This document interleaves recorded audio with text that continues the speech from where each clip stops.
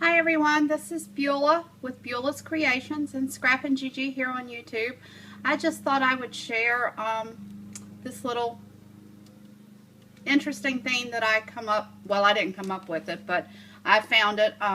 This is called Amazing Putty, and what it is you get 2 tubes of mixture, and you use equal parts to form your own rubber molds, silicone molds, and that's what I have done here. I got these pieces here at Michael's, and some of the pieces were really hard to find, and you know, when you get that down to the last one, you don't want to use it on anything because you know you can't get any more. In finding this amazing putty, I took and used, you take equal parts and mix the white and the yellow together, and then you get a rubber mold like this. What I did was I took my telephone, placed it in my putty. You do have to work kind of fast. I didn't realize how fast you had to work with this, but I ended up having to throw my first couple of batches out because it started turning to rubber in my hand. But this is my replica of this, and then you can paint it, or you can use the different colored Sculpey clays, which is, I use the white for this, but you can use this in any color you want. I have painted a couple of these black and then used Rub and Buff on them. Unfortunately, I don't have that piece with me because I used it, but this is just a great way to, you know, if you find a piece that you really like and you want to make sure that you're able to have more. This is the one I did of the typewriter. And as you can see the little letters on there. Hopefully you can see it on here. But anyhow, you can actually see the little letters in here of the typewriter. And here's the mold of the typewriter, and you can see the little letters on here also. I have done some cameos. This one I put gloss on. This one I just kind of colored it with some paint pens. And I've been experimenting a little bit. This was the mold that I used to create this. And while it's not a perfect oval, I still need to work on that. But anyhow, it's a work in progress. Here's some of the little ones that I've done. And I've also used the Martha Stewart. She has several molds out now, and I've done a couple of the seashells.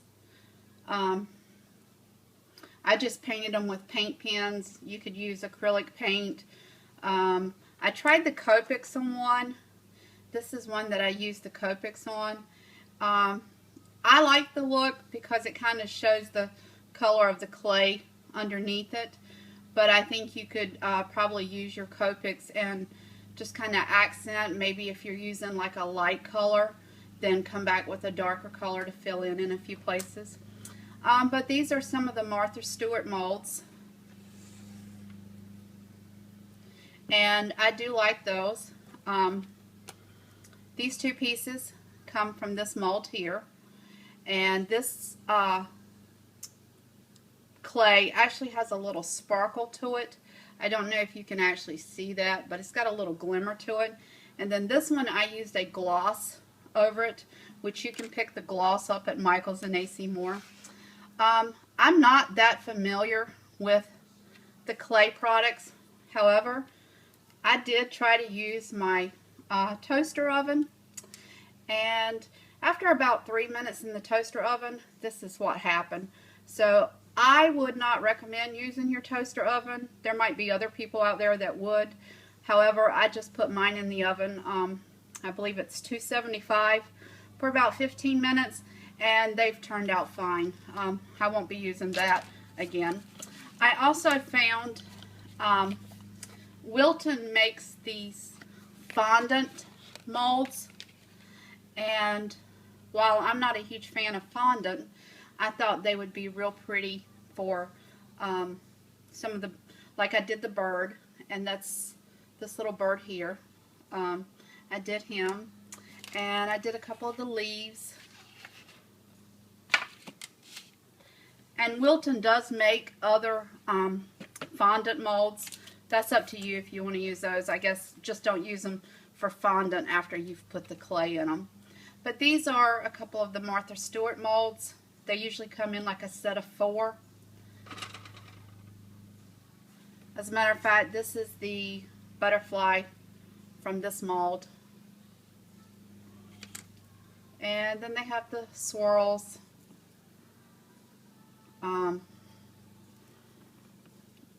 This actually came from this one, I'm sorry.